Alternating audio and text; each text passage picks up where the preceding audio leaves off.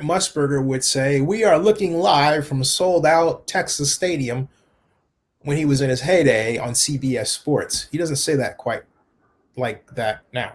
He Yeah. Anyway, welcome everybody, and I want to tell you about a special event I'm hosting Thursday night. It is my first annual Zennnie62Media online NFL draft party. Because we're all sheltered in place, I figured why not invite everybody that's been connected with Zennnie62Media, and whether or not they've done the NFL, for a party. They don't have to know about football or anything. Let me show you the room that I've cooked up, uh, and I think you're going to enjoy. And it's going to have a lot of little buzzy kind of interesting things, okay? That I think you're going to find, well, interesting. How's that? There is and I'm going to have that. I'm putting it in its position right now so I can call it up, and it will be with us momentarily.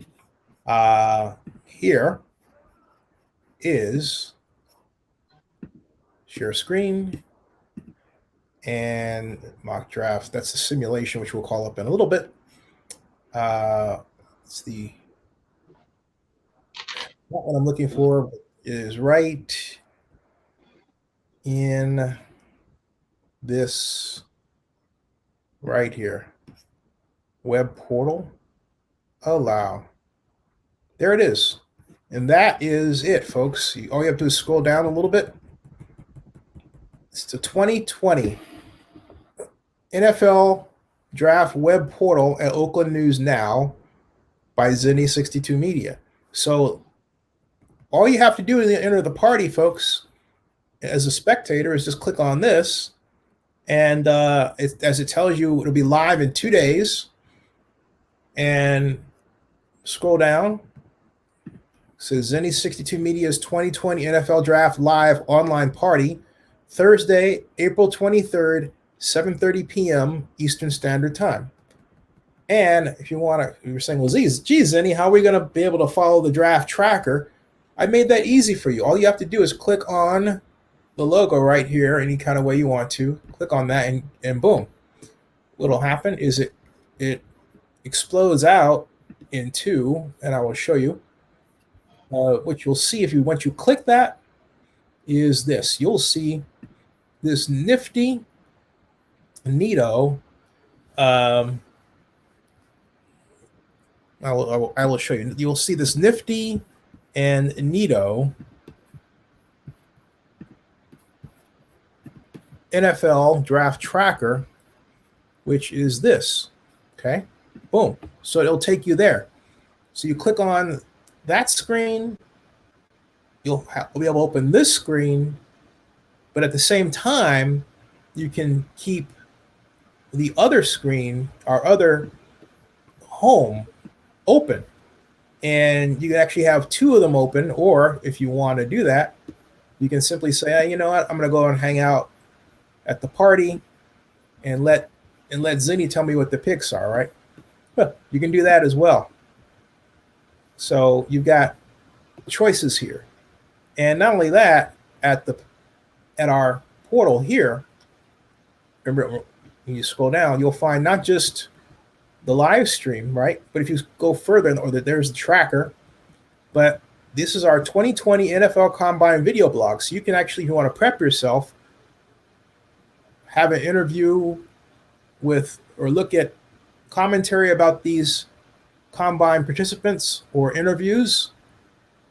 I've got Evan Weaver of Cal. I've got Javon Kerwin. Got many players. Or you've got more videos you can look at, our live stream. Coverage that has been done on text. Vintage video interviews like this one of Michael Oler from The Blind Side. That was 2009. And more. It's all the Zennnie62 Media related NFL draft content, including 700 videos going back to 2006, all right here for our party. The one thing missing is you if you don't show up. So, hey, come on by, come on down. We're going to have about 10 people in, even having David Squires from the UK is going to join us. He's our longtime Zennnie62 Falcons blogger who lives in London. So this is going to be a big deal, folks, and I want you there. All right. So now I will switch over to the draft. And the NFL mock draft simulator is going to be open right at this right now. So I will, let's say, out with the old and in with the new, or in with the new and out with the new and in with the old. Technically, it's out with the new and in with the old because we were using that page and we were using that incredible NFL mock draft simulator. Be the GM. And since I won, hey, welcome everybody. And since I won, and I'm using Be the GM, we were introduced to this by Mason Riggs. Genius though he is. Hey, JB, how you doing? I will make the first pick. And we've just, for information's sake, I did set it to trade, but Mr. Richardson does not want to trade, so be it. Now, in my case, as the Bengals, I'm on the clock, and as much as I don't like this idea, tonight I decided I'm going to be the team, right? In this case, I'm going to be the Bengals. So I'm going to take, although there's a part of me that thinks that they may not do this, I'm going to take Joe Burrow right here. And so LSU drafted. And the Redskins are on the clock. That passes to you, Mr. Richardson. Boy, oh boy, oh boy, oh boy. You didn't think I was going to do that, huh? I wasn't sure. You actually thought you were so used to I pulled one on you, huh, didn't I? You were so certain I was going to bail out on Joe Burrow yet again. I shocked you. I do that. All right. I guess with this, then, okay.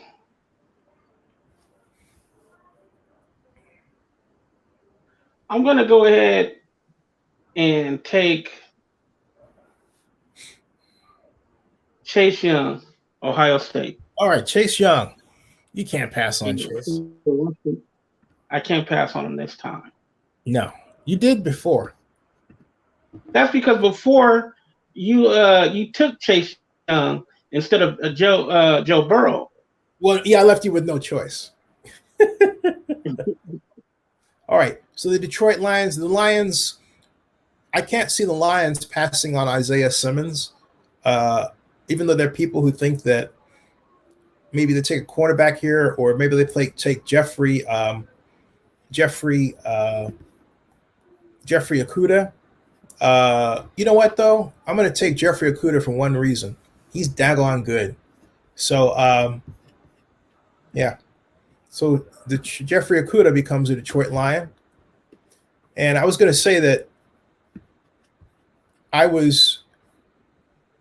I was going through my mind when I said that was being at the Marriott in Indianapolis for the NFL Combine and watching the reactions to certain people who worked in the league and I was sitting with, to different players, how they perform. So I know, or got a glimpse of what's on the collective minds of those people who train these athletes and are responsible for scouting them and writing about them. All right. You on the clock now. You are with the Giants. The G-Men, as we call them. Okay, I'm going to pull up my big board here because he just threw a wrench in the whole process here. Yeah. With that Joe Burrow pick. Yeah. But don't worry. It'll be a quick one. It's all Because I right. already know. I got to make sure. Hey, Phenom, how you doing? Welcome. Phenom popped in. JB popped in. Hey, so did I shock you all or what? Woo. I'm going to play it safe here, and I'm going to go offensive tackle Jedrick Willis. Okay. Ooh. Jedrick. Alabama Crimson Tide. Sweet home Alabama. Have you ever been down there when they actually sing that in the stadium? They got the pom-poms going and, you know, you ever seen that, Donald? I've witnessed it, And but I wasn't a big fan. okay. I was talking about just the Americana of it all, you know. Not the whole political stuff, just, you know. No, That's you know what? When I was at Grambling State University, the yeah. very first time that I heard that song, and At Grambling? Nice. yeah, the Nice. very first, that was back in what, 98? Back in 98. Yeah. And it was basically, they had dubbed that year the end of the era. It was the last year of Eddie Robinson's coaching year, and it Mm-hmm. was supposed to be the year at the end of the year. Was that 79? Doug Williams, huh? Was that 79? No, this is in 1998. 1998. 98. Okay. Yeah, it was Eddie Robinson's last year's head coach, Yeah, right. and Doug Williams' first year as the coach. Mm-hmm. And anyway, our was his last name was Kornblau. I can't remember his first name, but he was from Alabama, and they played the song for him because he was going to be our quarterback. Mm-hmm. They were playing the song for him, and I'll just say it didn't go over too well at my school. Oh well. The Miami Yeah. Dolphins are on the clock. And so you know what I say? I say this. I say Tua, Miami Dolphin. End of story. End of story. Next, the San Diego. I did it again. I said San Diego. I said San Diego. I said San Diego Chargers. When I meant to say LA Chargers. I cannot let that roll off the tongue. The Phenom says that he would have taken Wirtz. You mean for the Giants? Interesting. And JB says Tau and Tua. Oh, by the way, folks, have you seen? Has anyone seen my interview with Lee Steinberg about Tua Tagovailoa? Have you seen it? I haven't seen it. Hold on a second. Let me pull up that video interview that I did with Mr. Steinberg. Hold on a second. For those of you, and on the Wonderlic. So for those of you who have questions about Lee's client and this whole business regarding the Wonderlic, don't go anywhere. In a second, I'm about to change your mind here, maybe. Right there. And you will see why maybe this whole thing is not quite what you might think it is.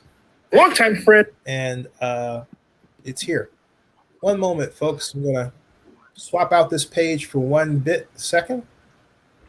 Get that one out. And then I'm going to bring in out with the new. And I'm going to bring in the old. And this one. Right here. There. All right. This was from last Friday, folks. This is Mr. Steinberg talking about his client, Tua Tagovailoa. Longtime friend, Lee Steinberg. Lee, we go back to 1998, I think. But that's another story for another time. In interest of your very valuable time, first of all, let's get one thing off the table because it's all over the place, and that's the Wonderlic score of 13 that Spectacular Voda had reportedly posted. I happen to not place much credence in them, but wanted to know what your thoughts were regarding that bit of news. Well, I'm not sure how that number was translated. All I will tell you is that we carefully screen clients to make sure that they're bright and that they're aware. And all I can tell you is Stu is very bright. And I've spent a lot of time with him. He has a quick, facile mind. And you could not be anything but bright to master a very complex playbook in real time. So he's got all the requisite intelligence and skill that he needs. And this is a period where there's not much sports content because sports aren't being played. So the only thing going on really is the draft. And we have a million different rumors going around. Two is just fine. I'd be very confident putting him behind center and having him run my team for years. And then there's this matter of the other injury that he supposedly had. And I'm asking because in the last 2 days, all of a sudden this percolated up, and I thought, oh, he doesn't have another injury. There are two doctors, one the team doctor at Alabama, and another. And see, I want to emphasize real quick. This is where some people come up and lie and don't correct them. There are a number of news outlets that said they had 2 injuries. Listen to this. There's the Chip Rout in Houston who treated him. They've both seen him. They say he's healthy and there's not much chance there'll be a recurrence. So I suppose that given the amount of different body parts there are, that there could be rumors on every one of them to last us until the draft. But the truth is he's healthy, and he just did a very positive workout day, pro scouting day, where he's lively and jumped around. The bottom line is this: he'll be ready for training camp, and he'll be ready for his rookie year. And these players don't get hurt hang gliding at Club Med or playing badminton. They get hurt hanging in the pocket and doing what a team asks them to do. Can you say that one more time? Because there was some sort of, we were using StreamYard, folks, and there was a bit of a jump. And I thought you said he was going to be ready for training camp, and then something got jumbled. Could you repeat that, please? So the doctors are saying that Tua will be ready for training camp. He'll have a very normal first year and a long, effective career. Now, these players who get injured, of which a high percentage of players coming out of the college season are injured, these players are not hurt hang gliding at Club Med.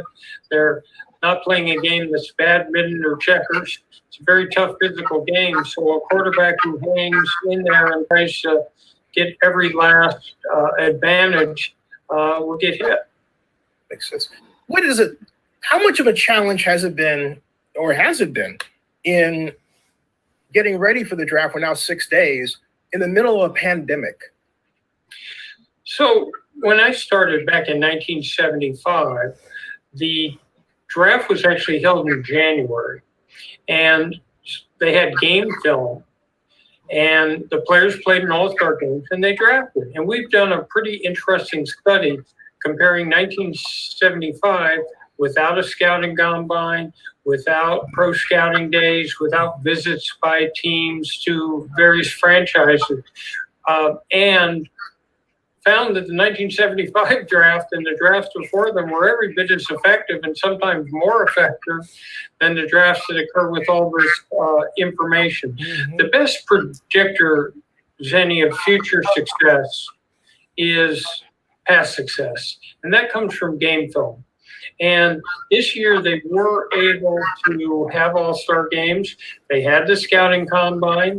Players were able to do the physical tests. They were able to meet one-on-one with teams. They've been able to do Zoom interviews. And I think they'll draft just with the same effectiveness that they always had. Jerry Jeudy is another name that is. I've seen him go as high as 4, and it was remarkable. Talk more about Jeudy, because not enough has been said about him compared to to Tua, for obvious reasons. I think quarterback. I think Jerry Jeudy by far is the most disciplined route runner that we see in college football today. He runs precision routes. He's very good at doing it. And he has explosion when he comes off the ball. So I think when they look at game film, they're going to see an incredibly disciplined athlete who's got probably the greatest propensity for coming right in and starting right away of anyone.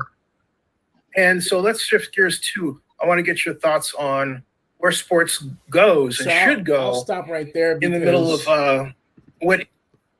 I'll stop right there because that. But you got the idea of what he said. That's Lee. Lee is Tua's client, and so now we'll go back to get the draft and continue. But that's for those people who, some people maybe just didn't know that who Tua's agent was. Now you do, and we can go forward comfortably and complete this mock draft simulated. So did that help you, Donald? That helped me a little bit, but it has not changed my one bit. And you know what? Offline, because I've been saying this a lot, and I've been throwing this guy's a name around a lot in the top 5, top 10 to be drafted, and some people are starting to come on board with it. The Los Angeles Chargers gonna run up to the podium, and we're taking Jalen Hurts. Wow!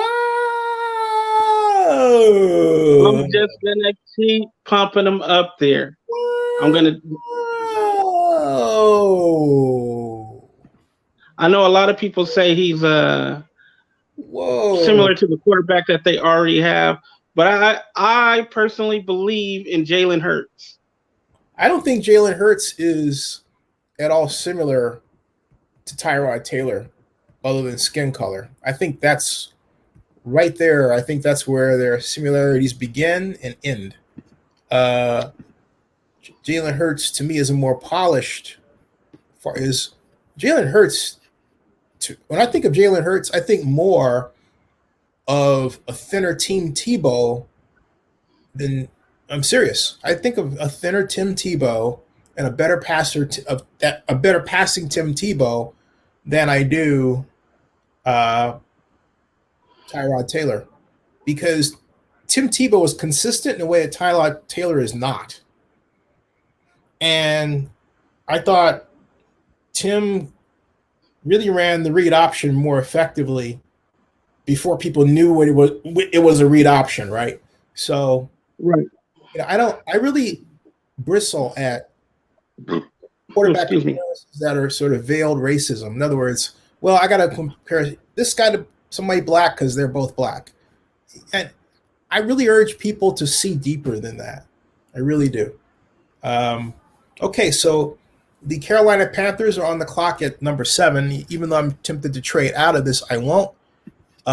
Since you just basically went for Jalen Hurts, and I know we've got a lot of needs on the Panthers squad, and we've got a lot of picks. I think what I'm going to do at pick 7 is go with the person that I think is going to be able to make the best difference, because I can't believe he's on the board, and that's Isaiah Simmons. Isaiah Simmons has went down 7 picks, but you got to take that guy and bring him off the board, make him a Carolina Panther, because either take him or you take Derek Brown. But I think with the loss of Luke Kelly, they need to at some point in this draft, very soon, pick up a D tackle myself to help plug the middle. There you go. All right, well, the number 8 pick. I know some of the guys in the chat. They're gonna be on me, but I'm just not high on guys from Iowa State. Never have been. Just With because that being, Ohio's. Wait a minute. Did somebody do something to you there? because I'm gonna take another tackle for Dude, Justin. I mean, well, yeah, okay. Wirtz. Never mind. I'm taking Mekhi Becton. There you. Whoa. Okay. I cannot I'm argue. taking Becton. I cannot argue with you on that. I'm Mekhi Becton. I cannot argue with you. I cannot at all. Mekhi is a great choice. That brings us to the Jacksonville Jaguars, and easily, I'm really going to go with Derek Brown, because I think Derek Brown is going to be the ultimate replacement for Calais Campbell over there, and he's going to be a terror that gives the AFC East problems. AFC East teams are going to have to come up with special schemes to stop this guy. He's going to be devastating. Donald, I'll be right back, okay? All right. You want me to go on with my pick, or you want me to wait till you get back? Oh, go on. Well, if you go with your pick, you can't do it. So wait till I get back so I can do it for you. Okay. In the meantime, tell people what you think about the Cleveland Browns quarterback, Baker Mayfield. All right, I'll be right back. It won't be long. All right. Take your time. I don't want to do that. Baker Mayfield. I believe Baker Mayfield needs a lot. And when I say not skill wise, Baker Mayfield, I believe he has all the skills that you need to win. He does. I think he can be an accurate quarterback with time. I don't even want to say I think, I believe he can be an accurate quarterback if he had time in the pocket. He's got the moxie,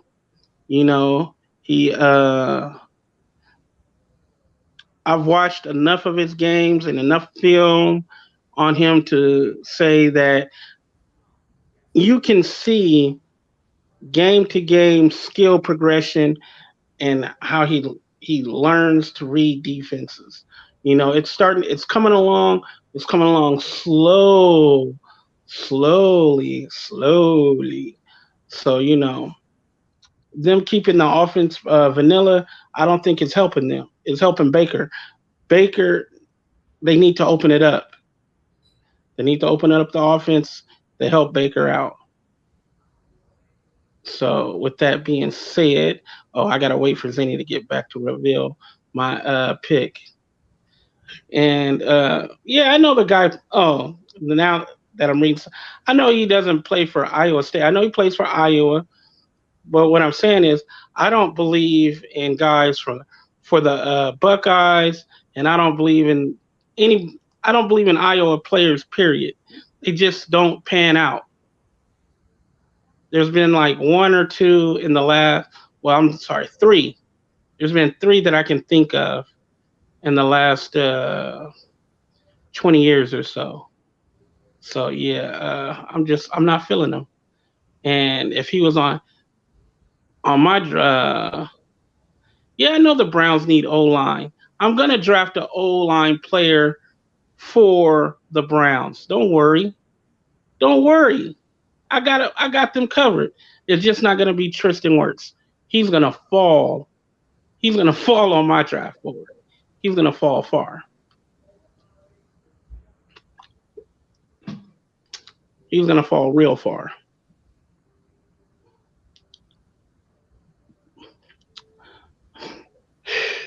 But wouldn't it be crazy if I decided not to go O-line?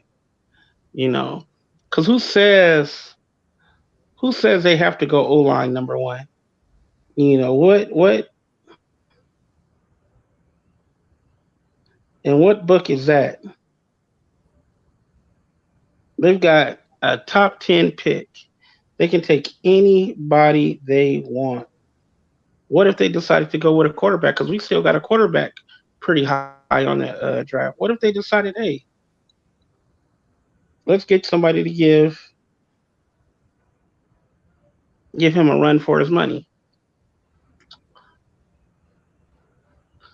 What if the rumors are true that they're thinking about trading Odell Beckham? What if they are thinking about trading Odell Beckham? They got to have somebody to replace him. This wide receiver draft is pretty deep. No one's Zennnie nor I have not drafted a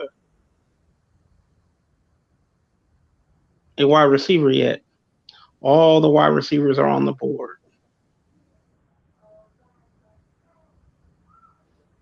You know, at safety, they pretty decent. Cornerback, they need help. You know, there's still the top cornerbacks are still on the board. So you just never know. I know a lot of fans are thinking this or that. You just never know what some of these people that are in charge that know it all are thinking. To the Raider fans in the room, I want you guys to remember this. We drafted Jamarcus Russell over Megatron. So, you know, you just never know. And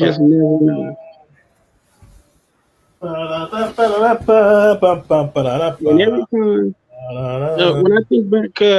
when I think back to that particular year, it was Jamarcus Russell and Brady Quinn, the two top quarterbacks that year. And I did not believe in Jamarcus Russell, and I did not believe in Brady Quinn. So, and there was like so much hype out there between those two. And I was a Megatron guy. And I know that's painful to hear, but I'm telling you, just never know what's going on in somebody's draft room.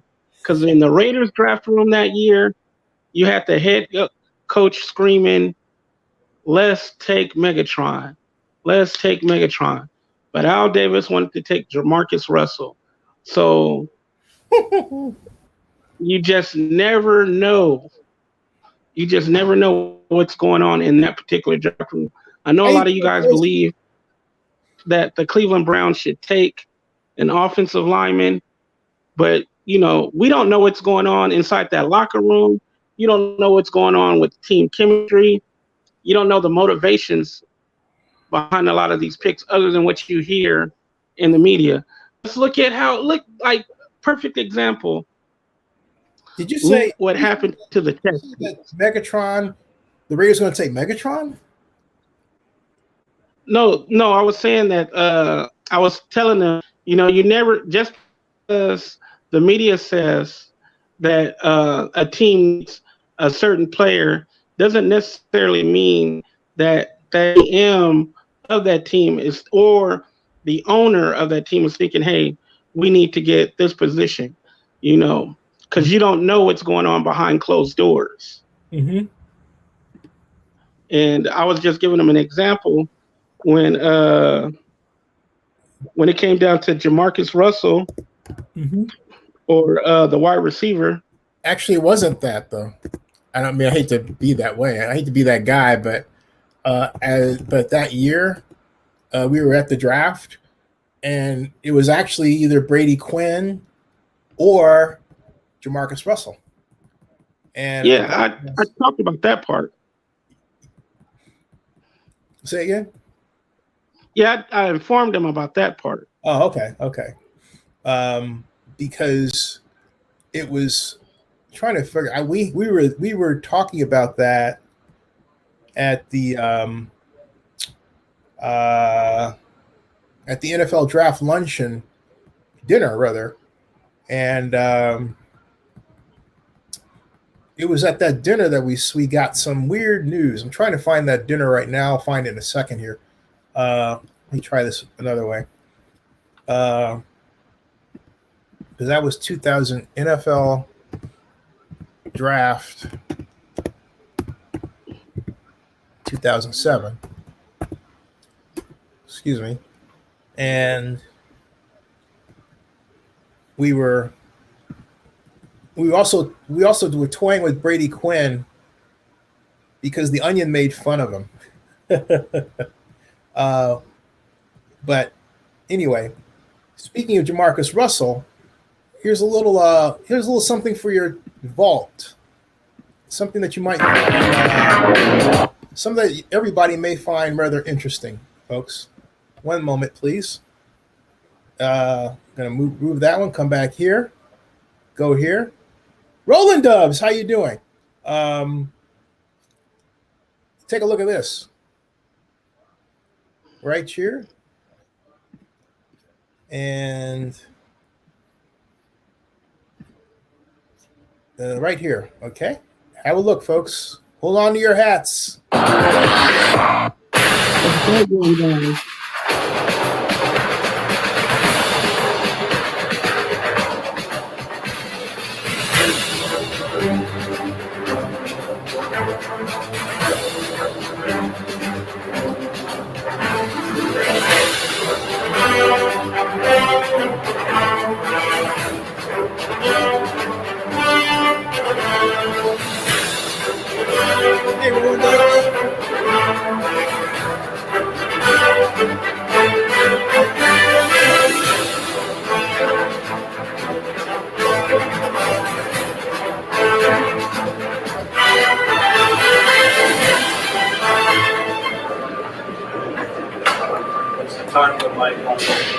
Folks, yes, Zennnie62Media was there.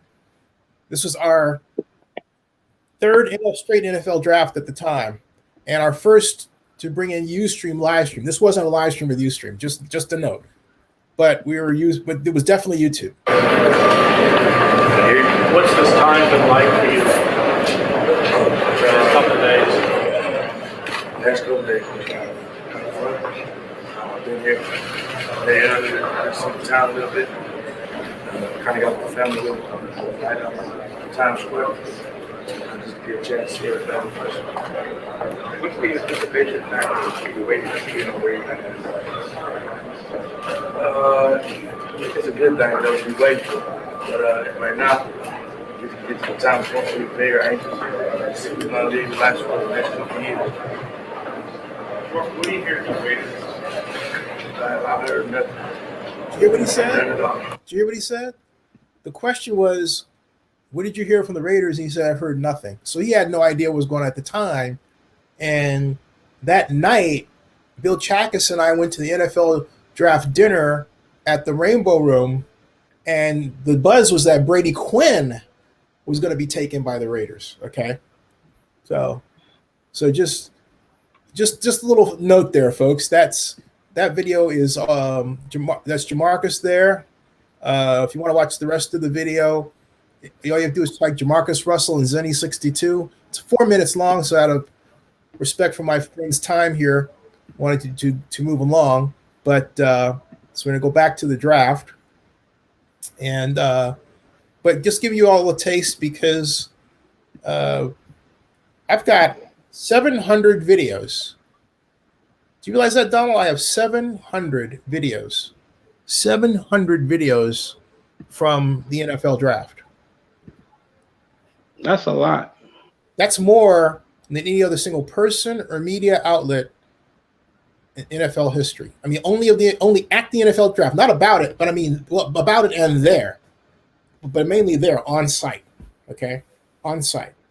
So, yeah, that's a lot. So we're back to the Browns, and you made your choice. I'm going to make my choice now.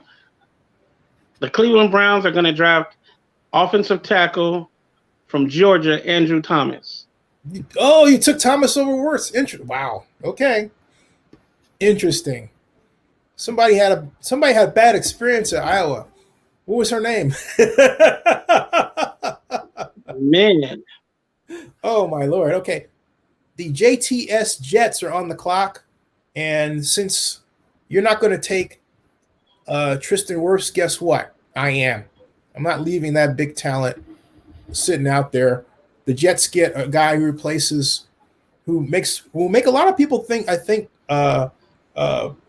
remind a number of people of the Joe Thomas of the Browns in terms of his talent.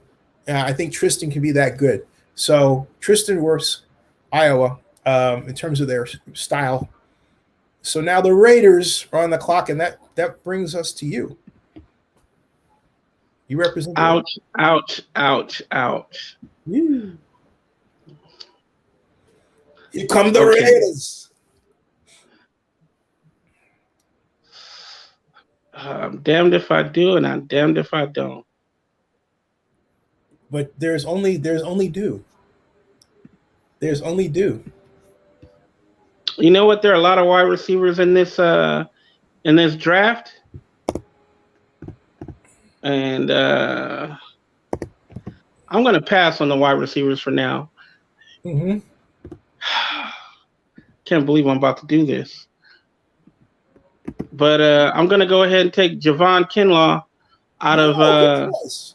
That's a great choice, Javon Kinlaw. You're gonna take Kinlaw. Kinlaw's a great choice.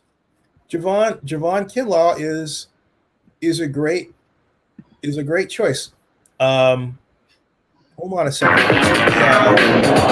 Let me get that for you.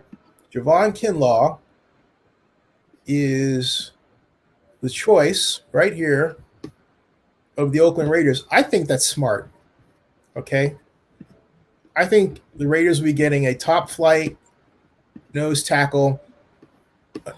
If they want to put him at nose tackle and play a odd front 4-3 or 3 technique. And he's got long arms. He can get down in the middle. He can back the passes, particularly the shorter quarterbacks that seem to be in vogue. So, yeah, I like that. Now, folks, I want to show you. I'm sorry, go ahead. What are you going to say? No, I see I'm getting booed in the chat comments. You are. I need to remind the Raider fans on this channel or something. We had no push up the middle. Sure didn't. Forever.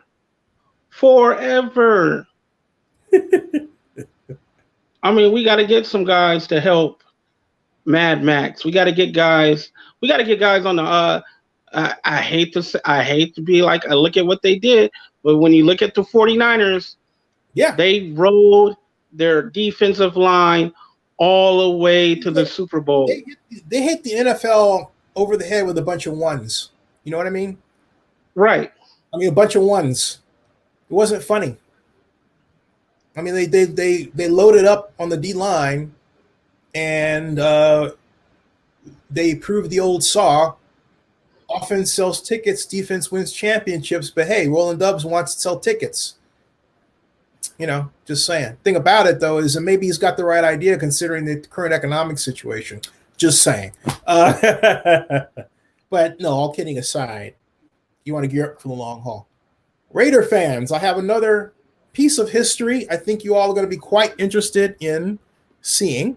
I want to share with you before we get to the matter of the San Francisco 49ers on the clock, and that is with a name that has already come up here quite a bit, and you'll recognize what I'm talking about in one moment when I bring it up, or him.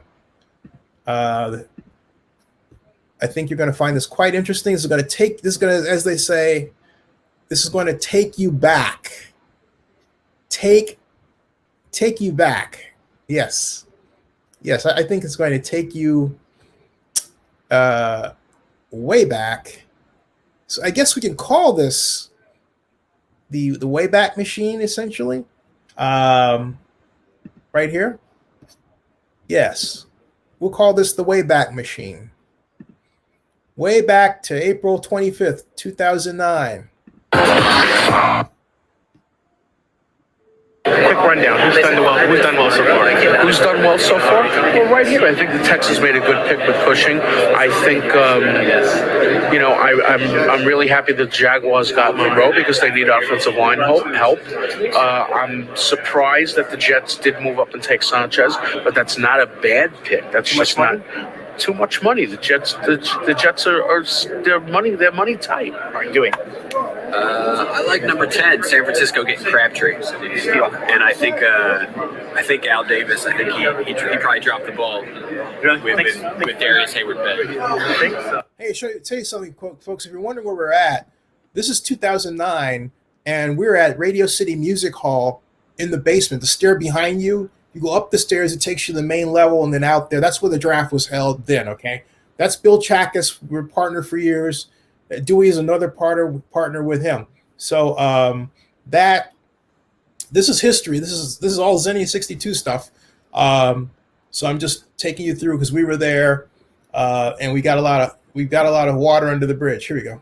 I don't think I like Hayward-Bay, but not to the Raiders. Not that high. I mean, I had him somewhere 11 to 20. Excellent. Okay, not in the top 10. But he's a good receiver. He'll fit in the Raiders scheme. The question is, like Dewey said earlier, will Jamarcus Russell get him the ball? How often will he get him the ball? That's an offensive coordinator. That's an offensive coordinator issue. It's not Jamarcus. It's a talent. The coaching has been terrible with this guy. Terrible. That's just me. I don't like. All right, I'll give you that. The coaching has not been good. I don't have a good feeling about his work ethic either. If you're out there, Jamarcus, work hard. Well, there was another Raider a long time ago by the name of Chester McLaughlin. And his nickname was Chester the Rester because he used to take every other play off. So that's really what Dewey's alluding to, is that the knock is that, maybe Jamarcus takes a couple of plays off every series. And we're waiting for Michael Crabtree right now. Right there. Hey, thanks, guys. No problem. Yeah. So there you go, folks. More Zennnie62 history there. And now we'll go on with the draft and continue. Here, we'll go back to the simulator. Right here. And bring it back. What's that song? They say, bring it back. Bring it up, bring it back, bring it up, bring it up, bring it back. NFL mock draft simulator. And here we go. All right. So, Kinlaw is just taken. The Niners are up. I want to make this really easy and really simple. Since, in honor to the fact, we're waiting for Michael Crabtree to step up to the podium and be interviewed, right? Guess what? We're going to do this time now, okay? The Niners are on the clock. And I am not going to pass up Jerry Jeudy. Boom. Jerry Jeudy will be a San Francisco 49er. Because you didn't take him for the Raiders. That's all right. Plenty of wide receivers out there. I'm pretty sure you'll find a wide receiver at 19. All right, number 14. The Bucks. Oh, wow. Hey, John Davis, how'd you like the way I snuck in that Crabtree foreshadowing reference, right? Pretty cool, pretty nifty there, huh? Thank you. We saw it, man.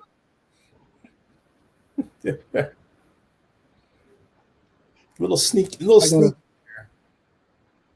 I gotta find somebody to help out Tom Brady, huh? That's your choice, man. I think Tom's gonna get killed in Buck. I think his last 2 years as an NFL quarterback will be his worst. Period. End of story. I think he made a dumb move. Yeah, I don't think it was that smart either. No, well, it was for him financially. He gets paid $30 million a year.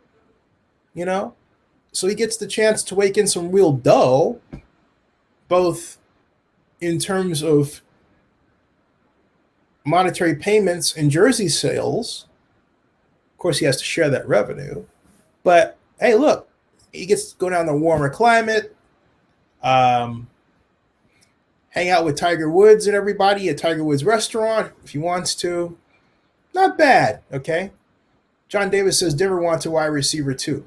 Denver, I think CeeDee Lamb would be a tremendous complementary receiver with Cortland Sutton, who was my advocate to be drafted by the Raiders. I told Reggie McKenzie this specifically and personally at the NFL annual meeting the year that Sutton was drafted. He says, "Oh yeah, good player."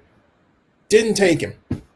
Hey, and look, I don't care what anybody else says. All right, if I'm the Raiders at number 4 last year, I'm taking Devin White. Yeah, me too. I'm taking the 4-4 guy. All right. Period. End of story. You want to talk to me about pass rushing? You can blitz him. This guy can, you've seen him run down anything. He would have been a tremendous upgrade at number 4 compared to what the Raiders did at that position. But I believe the Raiders made that kind of decision because they didn't have a lot of money and didn't want to cough up a lot of. They wanted to basically flatten their monetary curve down the way. In fact, if you take a look at what the Raiders have done, all right, by not going for home run hitting players in the draft so far, that's a sheer indication right there of their intent to have a flat monetary curve because of Las Vegas. All right, and so I would be surprised if they did not. Excuse me, I would not be surprised if they traded down. If they remained in place, my thought would be, okay, great. That's expression of confidence that they can negotiate deals in the future that they can afford. We'll see. Okay, we'll see. Donald, I'm waiting for you. Oh, okay. I just wanted to let you finish talking. You know what's better than 1?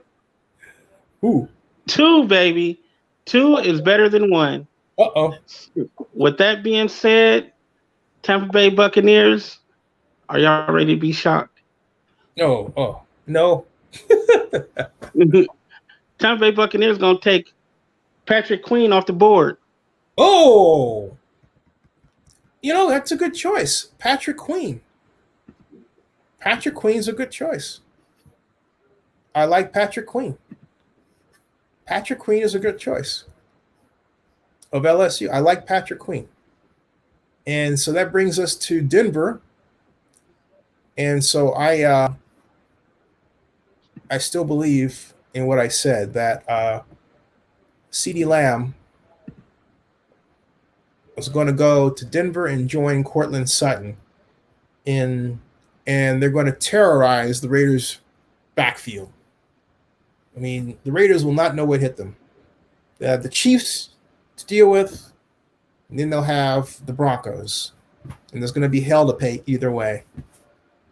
These guys are going to be looking to hit a jackpot in Las Vegas. Watch. Hey, everybody. Welcome to Zennnie62, folks, on YouTube. It's mock draft night Monday. And the Atlanta Falcons are on the clock. That means you, Mr. Richardson. What say you? I mean, I know what I would do. That's me. I'm not saying nothing.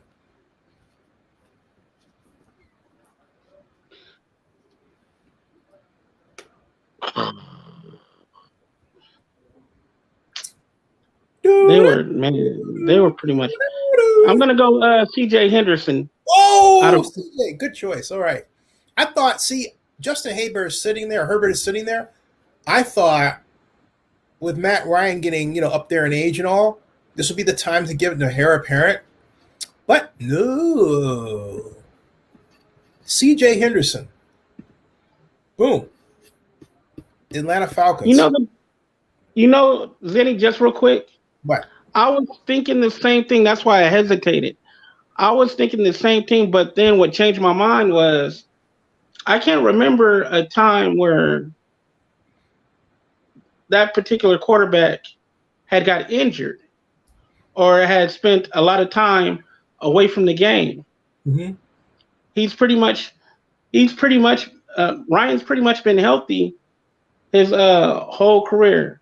Yeah. So I was like, I could pass right now on the quarterback.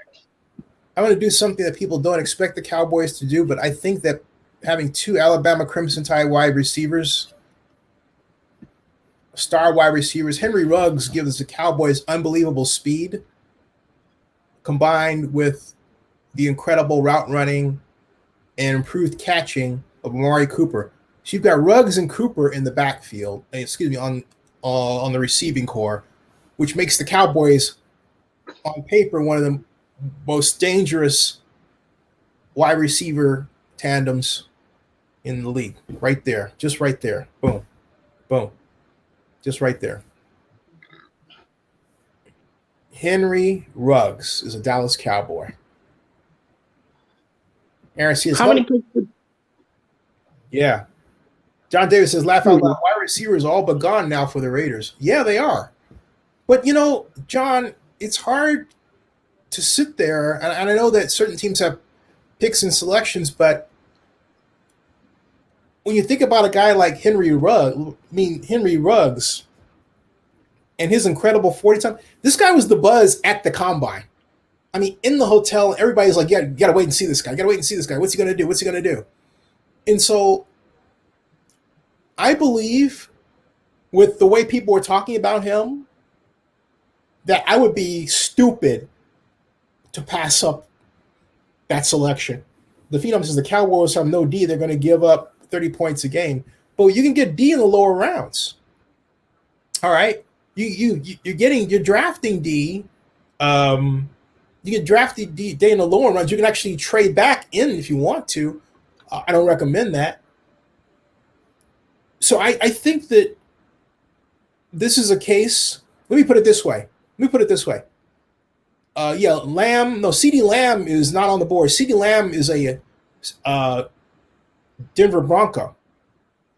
So, but my point is these Henry Ruggs, all right, Henry. Let me put it this way, okay? I'll put it this way. Henry Ruggs III is not just any player. This is a man who has a freaky speed level combined with the what he learned in Alabama in terms of reading defenses, playing in a pro offense. That is a rare combination. And there's only 1 or 2 people better than he. One of them, he played with Jerry Jeudy, okay? And he's gone. So I just cannot see the Cowboys passing him up at that position. It just seems like unless they have a clear money problem, which to my knowledge they don't, they're not building a stadium, all right? They built it. And it's paid for. And so I don't think that the Cowboys are in this position where they need to be chintzy. All right, so you're on the clock, Mr. Richardson. Here is my dilemma. Okay. The Miami Dolphins. We selected Tua earlier in the draft, correct? So we got our quarterback for the future. Yeah. The Miami Dolphins they pretty much got 2 of the best cornerbacks in the league. Okay. I'm thinking about doubling down on defense again. Well, let me ask you a question. You got Justin Jefferson sitting there at wide receiver. You just got your quarterback. Why don't you want him to have somebody to throw to? Because I'm thinking about taking at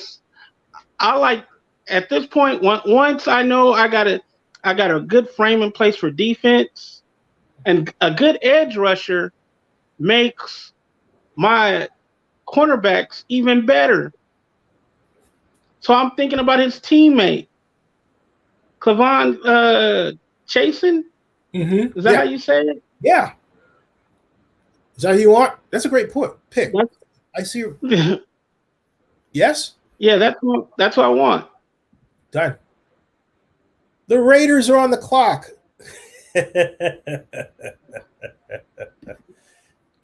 Justin Jefferson becomes a Raider. We are not losing out, okay? We are not losing out on the sweepstakes. Bam! Mark my word. I want to say this before Thursday gets here. I am not going to be surprised if T. Higgins becomes a Raider at the 19th pick. I wouldn't either, unless it's Quinn coming down that far. But I think John Davis. I think D usually turns out better for draft picks. John Acosta says, "Hello, we'll take any of the three receivers, Judy, Lamb, or Ruggs. Still be on the board when Raiders pick at 12. You think?" I don't think so. I had to take Jefferson. Okay. And because Jefferson was sitting there, and basically Donald let me have him. All right, so I just nabbed him off the board, like, no problem. A lot of this is becoming best athlete available, because you take a look at somebody who's sitting there, you think, my God, I've got to take him. He's an outstanding talent. So, plus the Raiders have talked about the need for wide receiver. Hey, everybody, welcome to Zennnie62, and there it is. Okay. So it is Jefferson, and Swift has not been DeAndre Swift has not been pecked yet. I will say,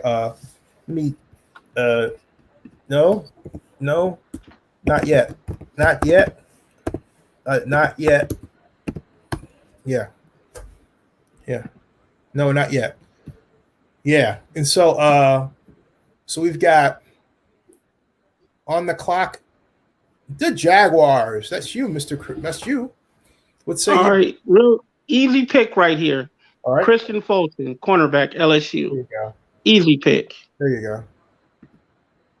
All right. And if I have to explain why to you guys, I mean, come on. They've lost both of their cornerbacks.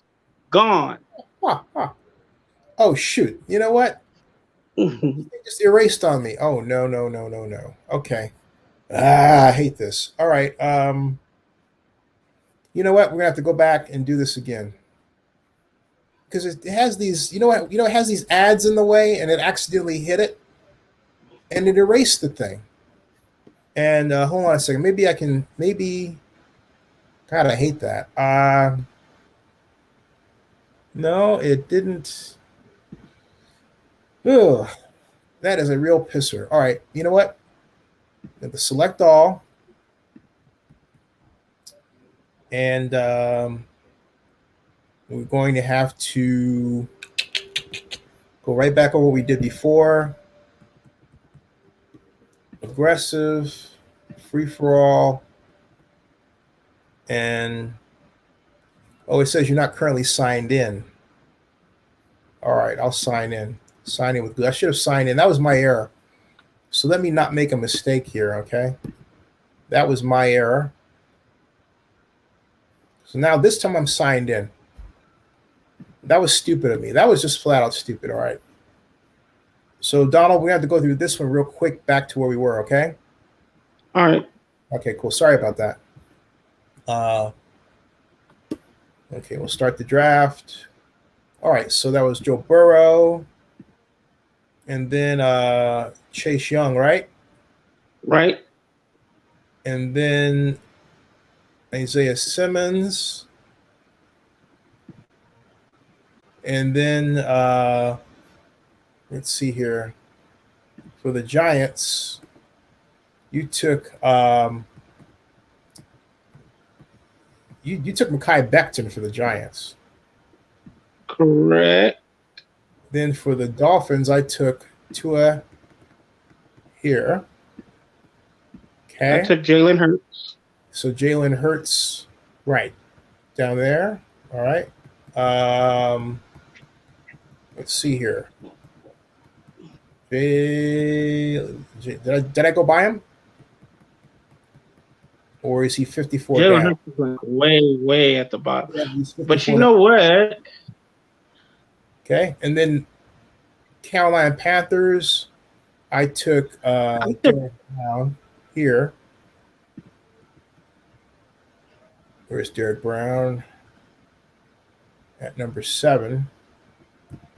You know, I took Mekhi Becton at number 8 for Carolina, and at number 4 for the Giants, it was It was a lineman though. It wasn't a quarterback. You didn't take Simmons because Simmons was gone. it was Willis. Willis. At number, Willis, you yeah. did. Okay, so let's just put Willis at 8 then, okay? All right. Because that's, I mean, all right. So, okay. All right. All right. So 9, Jaguars. You know what? Jeffrey Okudah was the guy that went to the Giants.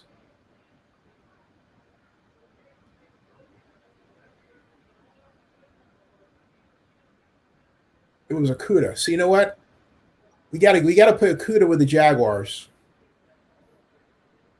Okay. All right, that'll work.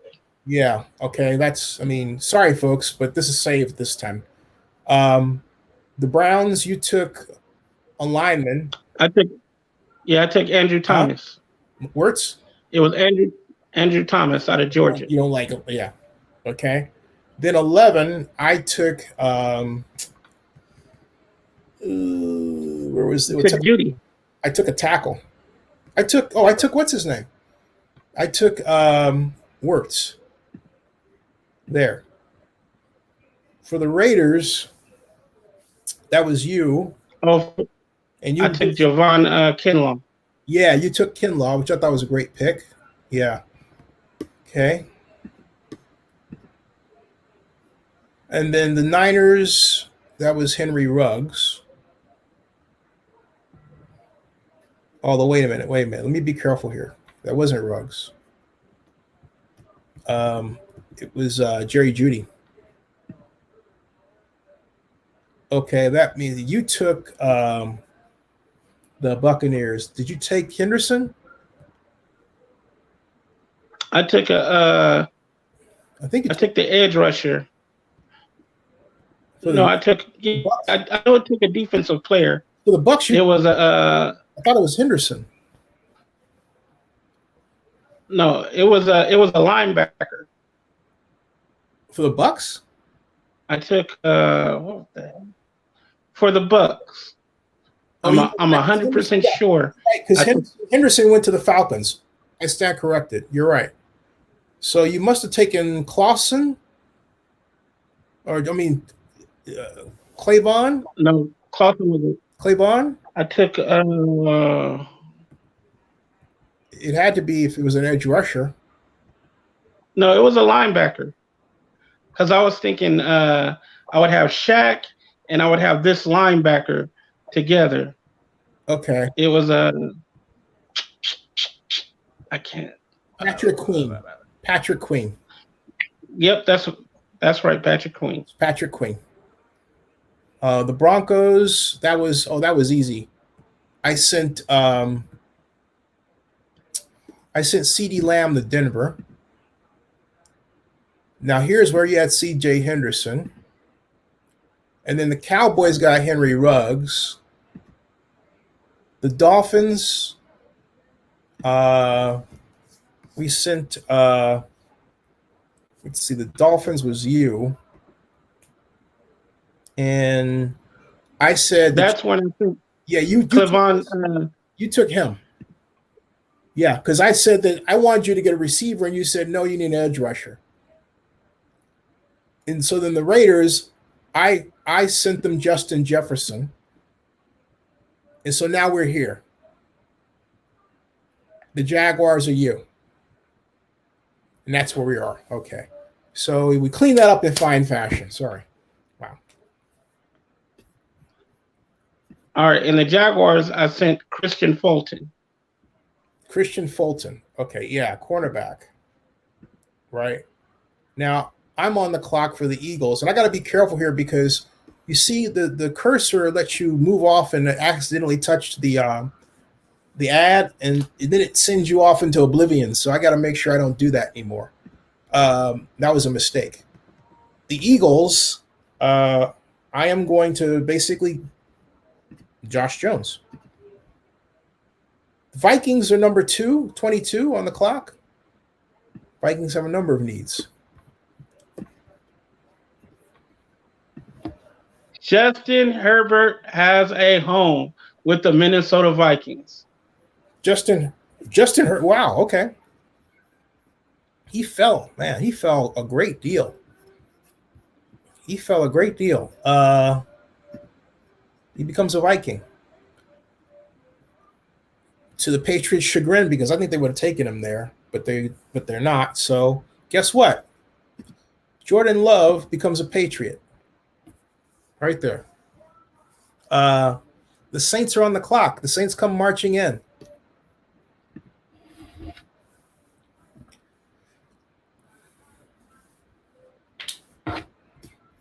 You can tell who the Raider fans are. You there? Are you there? Donald. I think Donald froze. What's going on with Donald?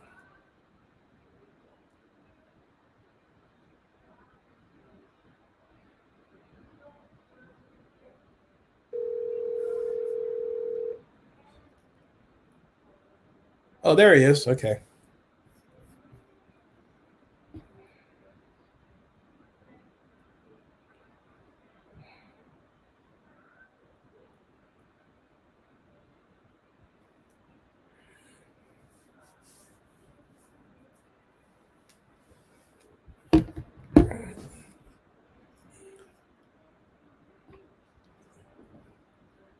Well, how about that? John Claus says Raiders, I think, will take either Judy or Lamb.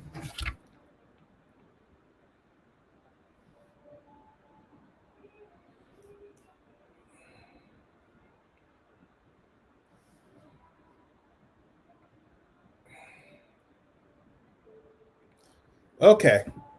There you are. All right. Sorry about that. I don't know how I got disconnected.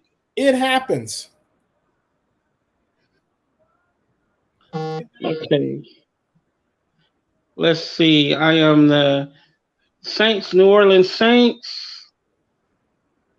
Oh, you took Jordan Love already. Oh. Wait. Roland Dubs says you're shaking his head. Roland Dubs, which ones are you shaking your heads at? What's going on? Give me a rundown. So while you're giving a rundown, I'll wait for Mr. Richardson to do his picking for the Saints. You're on the clock, man. All right, give me just a second.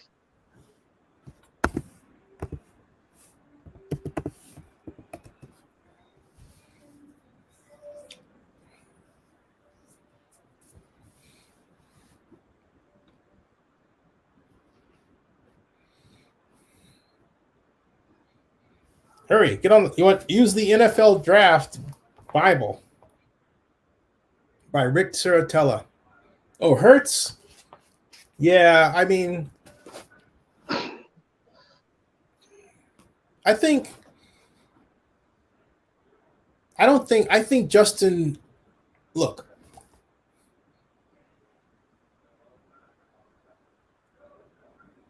every time I think of Jalen Hurts, what I think of is someone who thought the job in Alabama was anointed to him, and he got outworked by a guy. Okay. Oh, you want to see the full list of who we drafted? Okay. Ooh! Okay, I'm ready for my pick. All right, hold on a second. He's ready. I'm gonna go wide receiver out of Arizona, Brandon Ayuk. Is that way? Is one of those way downers again? He's not way down, but yeah. Got it. Okay, Brandon Ayuk. Actually, that's a great choice, though. That's a great choice. That's a great choice. That's a great choice.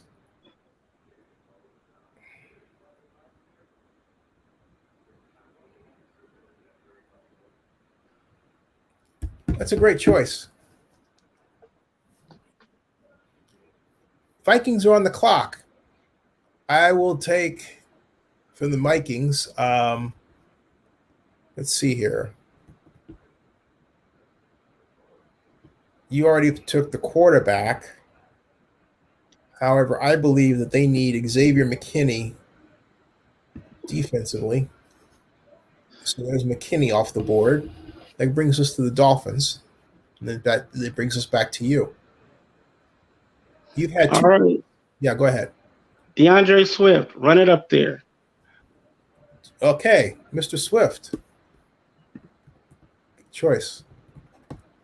Wait a minute.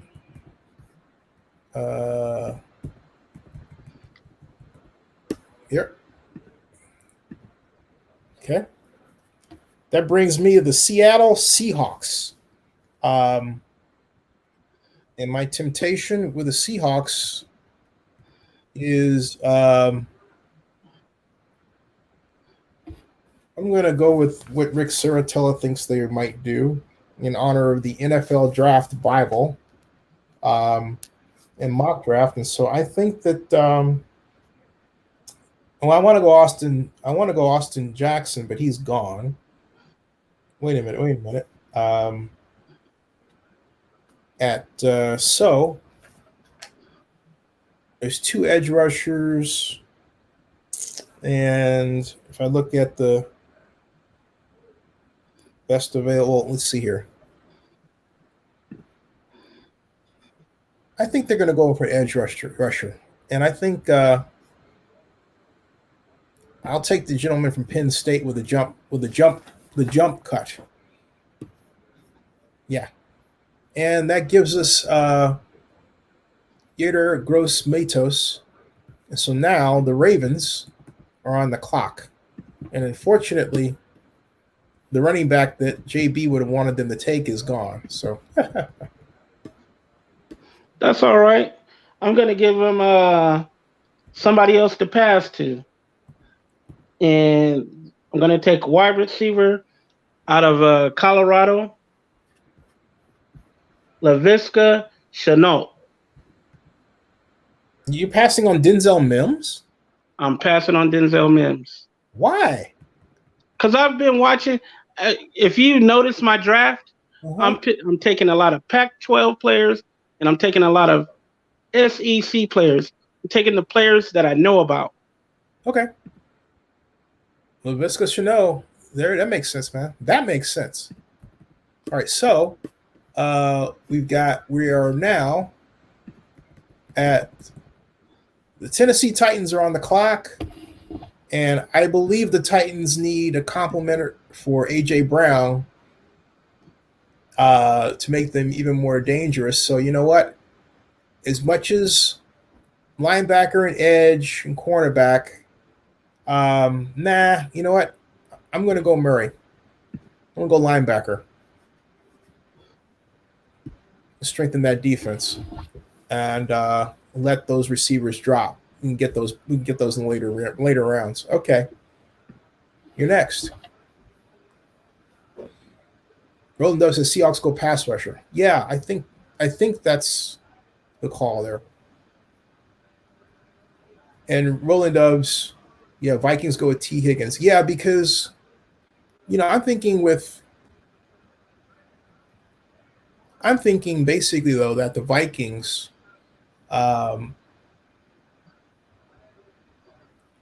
you think T. Higgins and Roland Doves, you know what? But also Xavier McKinney is a flexible, effective defensive player that I think would perform very well in Mike Zimmerman's pressure packages. No, I didn't say pressure defense because he has a variety of different packages. But I think Xavier gives them scheme flexibility on defense that they were lacking. Now, that's me thinking for Zimmerman. That doesn't mean Zimmerman's going to think the way that I do. Okay. So there you go. Okay, Mister, you are up. Controlling.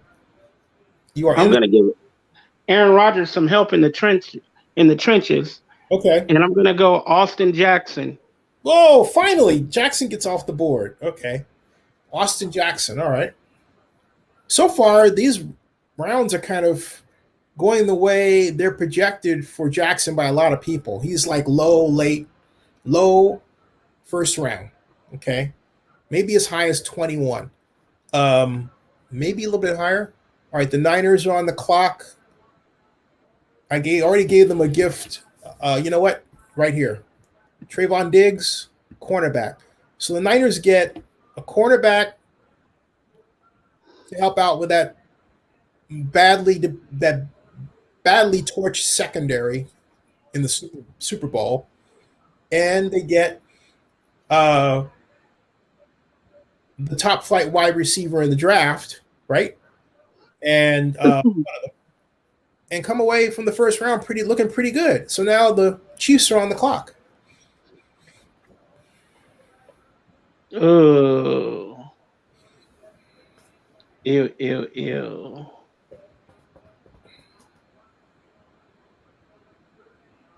The Chiefs, they pretty much they did their thing this year, but I believe they still need help on defense.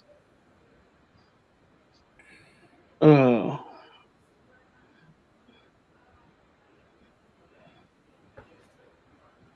I'm gonna. Oh, you already took them. Yeah. You want a recap of the picks? No. I'm on top of it. Okay, the highest rated player available right now is AJ Espinosa, followed by Denzel Mims, Jeff Gladney, T. Higgins, AJ Terrell, Jalen Rager, Grant Delpit. I mean, look, you've got a couple of speedy, aging wide receivers. You've had some problems with. And I'm not gonna take none of them. I'm not taking a wide receiver right now. I think What? I'm not because you know what? No. There are okay. You've got what 5, 6. But you don't have a lot of picks. I mean, if you're the Chiefs, you don't have multiple picks in the first round, and you've got Hill that's aging. You got to start thinking about getting your speedsters of the future now. So why would you just leave these guys just sitting there? I mean, you're not going to see them for another 32 picks unless you move. So I mean, I don't get that myself. I mean, I don't. That makes no sense to me. I'm just saying. So got Denzel Mims on the board. You're gonna let him sit there. Denzel Mims is gonna sit. Baylor. Denzel Mims is gonna be a second, third day pick. What? No, he's not. He will be a second or third day pick. Denzel Mims will not be a second or third day pick. I'm sorry, man. He is today. That's nuts, man. He is today. Oh, let me Free country. I'm taking Justin Matabuke. Do I have to go way down for this again? Texas A&M defensive tackle. Justin Maduke. Wait. You're taking a defensive tackle. You're passing on. All right. You're taking that defensive tackle. In the process, you're passing on Ross Blaylock out of TCU. Who I interviewed. You're passing on Marlon Davidson of Auburn. That's SEC. Yep. You're passing on Neville Glamour.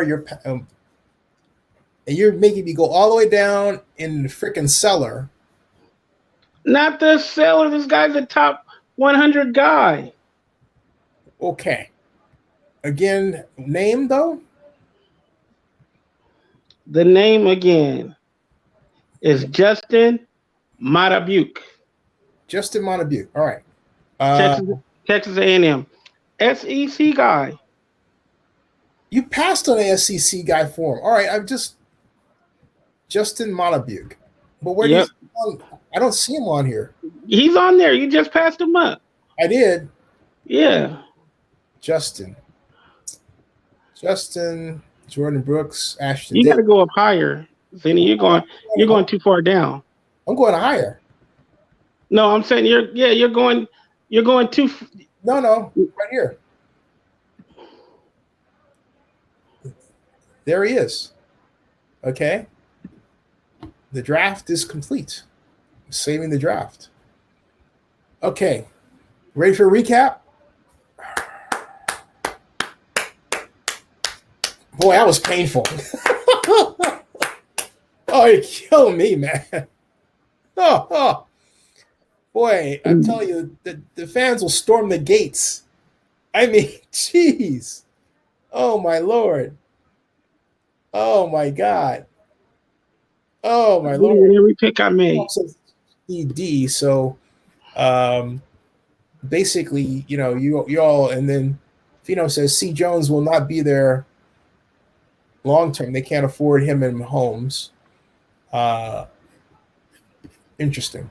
All right, here's the recap, folks. Joe Burrow to the Bengals, Chase Young to the Redskins, Isaiah Simmons to the Lions, Mekhi Becton to the Giants, although we originally didn't have that. We actually had Jeffrey Okudah, so note that.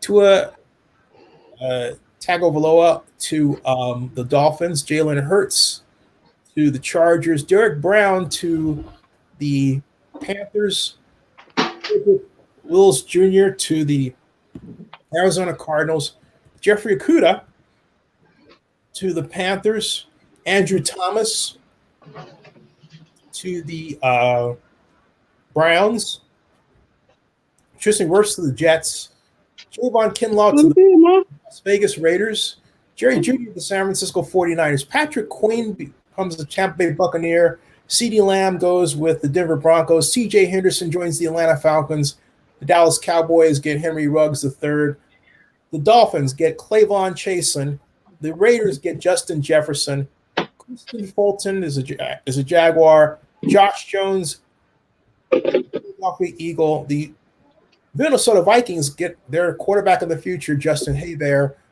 The New England Patriots get their quarterback of the future, Jordan Love.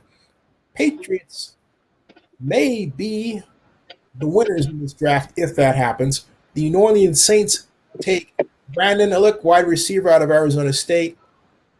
Xavier McKinney, Alabama safety, winds up with the Vikings. DeAndre Swift, running back with the Miami Dolphins down in there. Yetur Gross-Matos is a Seattle Seahawks player. Latvita Chenault Jr. is a Baltimore Raven. Kenneth Murray, Tennessee Titans. Austin Jackson, Packers. Trayvon Diggs, cornerback, the Niners. And finally, Justin Madabuke, Texas A&M is the Kansas City Chiefs. And folks, with all that, I want to take you way back in the Wayback Machine of the Zennnie62 draft, and I want to take you all the way back to 2006 NFL draft, and I want you to see what it was like to walk around the draft. Actually, what I want you to see, folks, is how a draftee's name gets called. Before that, though, for the Raider fans, this is what I really want you to see. This is my friend Michael Daughter in New York City, who played with the Oakland Raiders, and was talking about how in his meeting. Hey, Pheno, we got our own platforms, man. We don't need Jack Dorsey's. We got all this. So come to our platform and talk. Forget Jack Dorsey's, okay? Come to ours. But my point is this, all right? Look, this is I'm taking that screen out, and I'll put this screen up right here.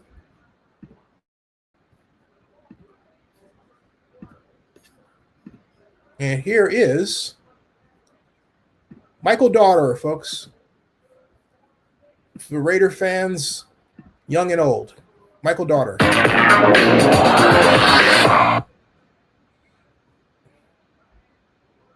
this is Michael Daughter, a Raider legend. Show me your ring, Michael. You've already filmed it.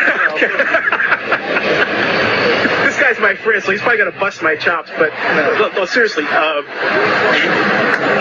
do you remember about being drafted? Well, I was playing baseball at the time, but back then, this is 23 years ago. Yeah, 23 years ago. They had 12 rounds. Oh, that's right. Yeah. And so I was playing baseball. I think I was playing we were playing USC, and so I wasn't sitting around the television set. I was out playing baseball. Let's turn left here, you think? Yeah, let's do that. So anyway, it was exciting to hear that you were drafted, and I'll never forget. They called and said, "Okay, we want you to report to minicamp," and they bring in all the draft picks. The number one pick that year was Don Mosbar. Oh yeah, who's our number one pick, and the number two pick was I think Bill Pickell, and Tony Caldwell from Washington, and it was fun. I'll never forget going to minicamp, and they stick all the rookies and draft picks with veterans. Yeah. And we were staying at the Hyatt Hotel right by LAX. Yeah. And I'll never forget walking into my room thinking, gosh, I wonder who they stuck me with. And I see this big burly shadow in the corner walking around. And he's just a hairy back, and he turns around and says, "What are you doing here?" And I jumped back, and he had a beard, and I recognized his face because I remember when he boxed Muhammad Ali. Oh. And he quite a character, a guy named Lyle Al-Zaidi.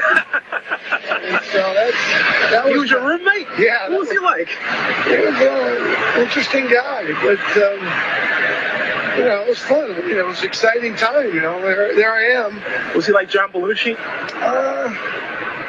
No, yeah. I mean, he was a personality, and he's from New York, and it was just fun to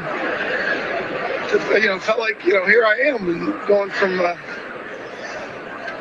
college ranks up to the professional. And I wish I had a camera like you have now. If I had a camera, it might have been an Academy Award winning. That year, we won the Super Bowl, so it was an exciting year to be part of the team. And these guys today who are here in New York that you're going to be filming tomorrow at the draft. It's an exciting time for them, and they all want to be picked by a good team, and I think they all want to get the ring. Yep. Because I think the word has gone out that that's what it's all about.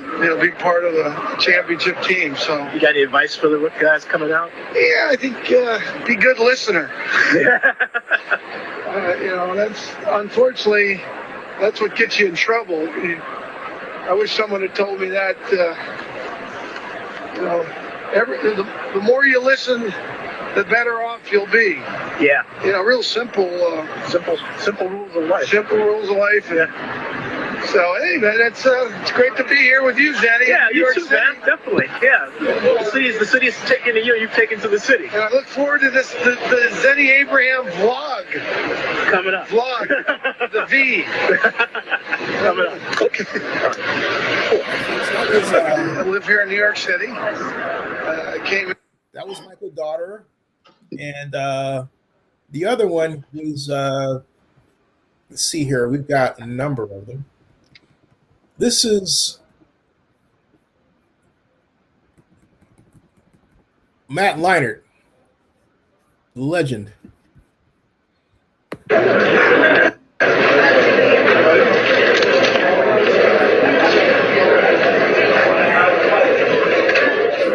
Matt, a lot of lot of people had you going to the Titans. Are you disappointed that you're not going to be playing for Norm Chow again? I'm not disappointed. Obviously, I've had a lot of talks with Norm Chow in the recent days, really, and he was doing everything he could. I take from this whole experience is everything happens for a reason, and I think it's a great fit. You know, I mean, Arizona has a great offense, a great quarterback that I have a chance to learn behind. You know, and he can kind of tutor me, and I'm going to be in his shadow every single day. So, but I'm not disappointed. You know, I think this happens for a reason. Plus, I get to stay on the West Coast. I'm excited. Matt, who was on the other end of the phone when they called you? Can you describe what the wait was like? Coach Green was on the phone, and I was actually sitting in a room. My dad said, Matt, telephone, and I went in there, and Coach Green said it was a gift from heaven that I was there. And there's a new stadium. You don't have to play right away. You can learn from Kurt, and you got great receivers, great running back. He's like, we're going to do some great things. And again, he said it was a blessing that I was there. And I was like, Coach, I'm fired up. So. And what was the wait like? How agonizing was it? You know, it wasn't even that bad. You know, I mean, still a top 10 pick. But, you know, I didn't expect that, but you got to go into it just thinking, you know, not get your hopes up you're going to go to a certain place, because obviously it's out of my hands and out of my control. But I'm very happy just that this whole problem out for some reason, and I don't really understand. You know, it's just that this is a game of football. That's how we play, you know, but I'm excited to move on. How would you describe the last month in your life for you? That's crazy. It's a lot of ups and downs, a lot of hard work, but you got to try to enjoy the process. I think anyone would love to be in my position that I'm in right now. You got to look at it like that, and to be drafted in the NFL is an honor for me. It's something that I've been dreaming for a long time, and now I get a chance to take care of my family and move on to a great place. A lot of golf, hot weather. It's what I'm used to. So. That had any impact on where you know, back in 19 passed on you? Well, if teams passing me for that reason, then that's their problem, not mine. You know, I think there's no Hollywood image. That's where I've been for 5 years. I've grown up in Southern California. It's none of that. You know, that's the way my life has become, because USC has become so argument back to that. So, you know, I'm just excited. You know, to say there's maybe a chip on my shoulder, I don't think there is, but I'm very, very excited about this opportunity, you know, that lies ahead. What are your thoughts about playing with Kurt Warner, who has had Super Bowl success? Right. You know, I actually had a chance to meet him about a month ago in Phoenix at an event, and you know, a very nice guy, and just kind of talking to people right now. They say he's awesome, and he's the type of veteran that's going to help the young guy. You know, he's going to help him along, and you know, he's won a Super Bowl. He's been MVP. You know, he's. Well, you know, I don't know a lot about their offense. I just know that they got a lot of weapons, you know, and that's what I like, and that's what I've been used to. So I know Anquan Bolden and Larry Fitzgerald. Actually, you know, hung out with Larry a few times coming out of you know, just various college things, and had a chance to meet Anquan last month at the same event with Vern. And some great weapons around him, and now, you know, look what he's doing. So I just look at it as motivation. I'm going to be fired up. And through this process, the teams expressed any concern for you about something that surprised you that you expected to hear back? Were you concerned about his player, or had you heard anything? Well, all the questions that teams had, I answered when I met with them. You know, as far as the arm strength, I answered that. As far as the lifestyle, again, you know, it's the quarterback position is the hardest, because there's some teams need them, a lot of teams go in different directions, and you know, they just happen to, you know, just fall into place. Things happen for a reason, but that's the way I see it. And you know, I answered all the questions I possibly could have, I think.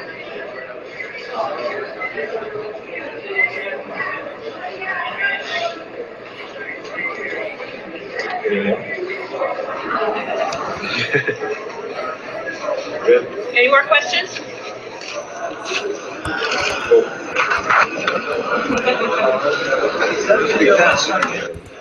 I think you know, I learned a lot my senior year last season. Became a better football player, became a better person, and there's no regrets. Things happen for a reason. I'm fired up about the opportunity to be there in Arizona. That's an unbelievable offense. They have a lot of explosive weapons, a great place to live, and the West Coast has a lot of good things about it. Hey, Matt, has your experience through about the last 3 years up till now changed your view of people, who you can trust, who you can't trust, Oh, definitely. friends? It's just, this whole process makes it a circle. You know, you're going to have friends, you're going to have people who, you know, you kind of question their motives, but if you have that, you know, that core circle circle, which I have, and I can see through people pretty easily. So, but yeah, you learn a lot about how people are. You learn a lot about just the whole process. It's a tough process, but I'm excited it's over with. Matt, when number 4 came up and the Jets were there, what was your thoughts? Do you think they might be? Me and him, and they went in the other direction, and for whatever reasons they had, and it's fine. I'm excited to be on the West Coast. Any regrets though, not coming to New York? No regrets. It's not my fault. It's out of my hands. I had no control over the decisions that all the teams made, and obviously I'm in a place where I was wanted. So. Matt, were the Cards on your radar at all, or I mean? Yeah, it was one of those kind of wild card teams. You never knew. I didn't know if I was going to drop to number 10, and they could have maybe traded up. But Coach Green said it was a gift from heaven that I was there. What about the pro? I think they're on the rise. Obviously, they've done a lot on offense. They got a brand new stadium that they're getting ready to go into, and a great city. So I think things are definitely on the move. How do you compare this offense to the one at USC? You got great receivers. Oh yeah, great you got two of the best receivers in the league, and one of the best running backs in the league. A great quarterback, a veteran who's been in the Super Bowl, who's won that. A great coach. I've heard nothing but great things about the whole organization and the fact that they're making moves to become better and to be a playoff team and possibly Super Bowl. Hey Matt, J.J. Arrington is there from Cal. You gonna give him a hard time? Oh yeah, I'm from here, so I'm excited about that. Like I said, there's a lot of weapons on that team. That's about Larry Fitzgerald. Larry Fitzgerald. Great player. I met him a few years back doing kind of a banquet type little circuit. Great player. Had a chance to watch him. Anquan Bolden's a great player. Edgerrin James, the list goes on. So it's an exciting time. Did you think you were the number 1 QB in this draft class, or does it matter that Vince went ahead of you? It doesn't matter. I mean, I have my reasons. I think for what I've been through, that I was the number 1 guy. But I'm not a mess. It's a great opportunity because I get a chance to learn from a great quarterback, and then kind of mold me into the new guy, I guess, so to speak. So I'm excited. Couple more guys. Do you use that as motivation to find other teams past home and that you would not? Yeah, there's a lot of motivation. I don't think I have a chip on my shoulder because I'm in a great place, and you obviously want to, when you come to New York, you want to be one of the top guys selected, and still a top 10, pick, and but I do have a lot of motivation, and I think I'm going to show a lot of those teams what I'm all about in the future. To actually look for what's their reasoning by a lot of decisions. I think I did everything I possibly could on the football field in 3 years, and I think I'm only going to continue to work harder to become even a better football player, and that's how I am. And a lot of teams have their reasons, and I've been saying the quarterback position. There's only a few teams throughout the draft that really need quarterbacks. So when you don't go, it's just you might fall past a couple teams that don't need one, all that kind of stuff. But I'm excited. Hey, so folks, that's it for this one. Appreciate everybody tuning in, and what you saw at the end is one of over 700 videos I have from the NFL draft. And then what I'm going to do, hey, if you're just coming in, what I'm going to do is I'm going to stop this one, and I'm going to have a short video of a couple of videos from NFL draft past that I want to present.